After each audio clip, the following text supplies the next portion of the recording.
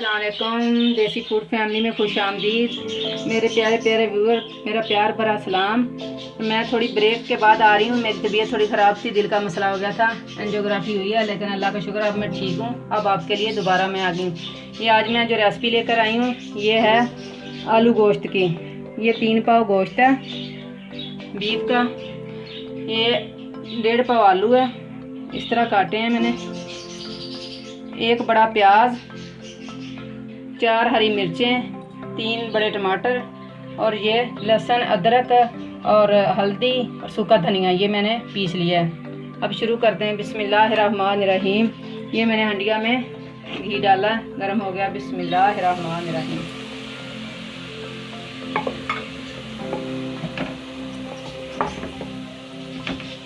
अब मैं प्याज डालने लगी हूँ।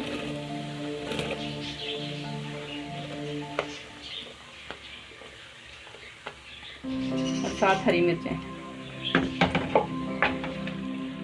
अब इसे थोड़ा सॉफ्ट होने तक भूनेंगे।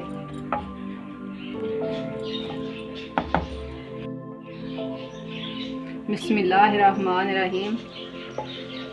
अब ये देखेंगे सॉफ्ट हो गए हैं काफ़ी हद तक। अब इसमें डालते हैं गोश्त। बिस्मिल्लाहिर्रहमानिर्रहीम।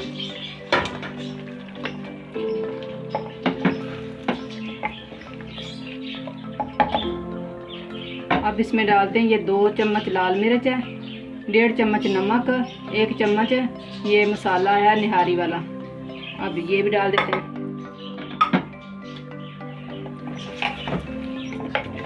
अच्छे से ये मिक्स हो गया। अब इसे 2 मिनट भूनना, ढकना देते हैं हल्की आंच पे। इसे 2 मिनट भून के बिस्मिल्लाहिर्रहमानिर्रहीम। बिस्मिल्लाहिर्रहमानिर्रहीम। ये 2 मिनट हो गए इसको भूनते हुए। अब इसमें टमाटर डालते हैं। बिस्मिल्लाहिर्रहमानिर्रहीम। ये हंडिया के बर्तन में बहुत ही मज़े की चीज़ें बनती हैं। सालन जो भी बनाएं इसमें बनाया करें। मिट्टी का बर्तन जो है ना ये सेहत के लिए अच्छा है। अब इस अच्छे से मिक्स कर दिया इसे। अब इसके ऊपर देते हैं ढकना, हल्की आंच पे ये भुनाई इसकी होती रहे। 5 मिनट तक इसे फिर खोलेंगे। बिस्मिल्लाहिर्रहमानिर्रहीम। अब ये टमाटर वगैरह सॉफ्ट हो गए हैं। इसकी थोड़ी बुनाई भी होगी, 2 मिनट इसकी बुनाई की है। अब इसमें डालेंगे पानी गोश्त गलने के लिए। ये 1 कप पानी डालने लगी हूँ।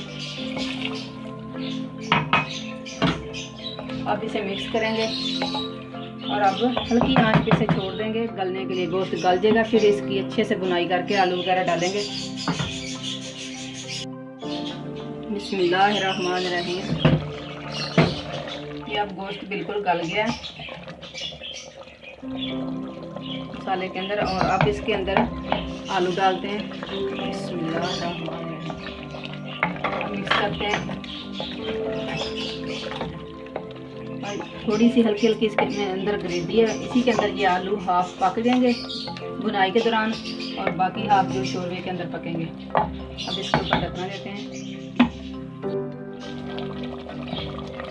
ये अच्छे से भुनाई कर ली है इसकी।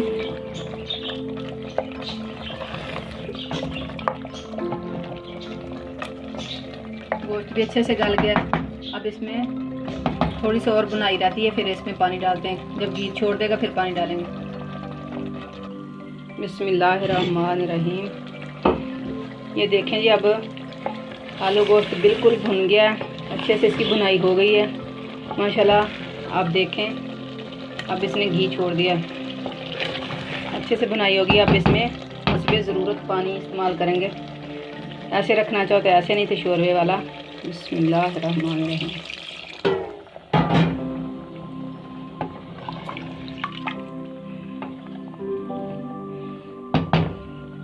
आप अपने ज़रूरत के मुताबिक इसका शोरबा बनाएं। मैंने हल्का सा बनाया है माशाल्लाह। फिर दिखाते हैं कंप्लीट। अब इसमें ज़रूरत के मुताबिक पानी डाल दिया है। अब इसके ऊपर देते हैं ढकना, ये पक जाए, फिर धनिया शनिया डालते हैं। फिर कंप्लीट होता है तो फिर आपको प्लेट में डाल के दिखाते हैं। बिस्मिल्लाहिर्रहमानिर्रहीम। ये जी सालन अब बिल्कुल रेडी हो गया। دیکھیں ماشاءاللہ. اب اس میں دھنیا ڈالتے ہیں.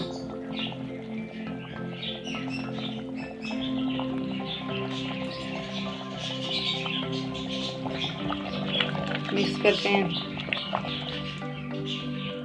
دیکھیں ماشاءاللہ کتنا پیارا ہے. آپ اسے ڈش آؤٹ کر کے دکھاتے ہیں. دیکھیں ماشاءاللہ سے یہ ریڈی ہو گیا سالن. یہ جی آلو گوشت تیار ہو گیا. نان کے ساتھ کھائیں، روٹی کے ساتھ کھائیں، جیسے آپ کی مرضی، لیکن بہت ہی مزے کا بنتا. آپ ایک دفعہ بنانا ضرور. اللہ تعالیٰ آپ کے کھانوں میں برکت ڈالے، آپ کے رزق میں برکت ڈالے. اللہ تعالیٰ آپ کی فیملی کی صحت تندرستی رکھے. اور مجھے بھی دعاؤں میں یاد رکھنا. اگر میری ریسپی تھوڑی سی بھی پسند آئے تو آپ مجھے لائک اور شیئر کرنا اور سبسکرائب کرنا. یہ آپ لوگوں کا پیار ہی ہے جس کی وجہ سے ہم لوگ یہ چیزیں بناتے ہیں. اگر آپ ہمارا حوصلہ بڑھائیں گے تو انشاءاللہ اچھی سے اچھی ریسپی آپ کو سکھاؤں گے، اور سمپل سادہ طریقے سے. اور اپنا بہت سا خیال رکھنا. اللہ حافظ.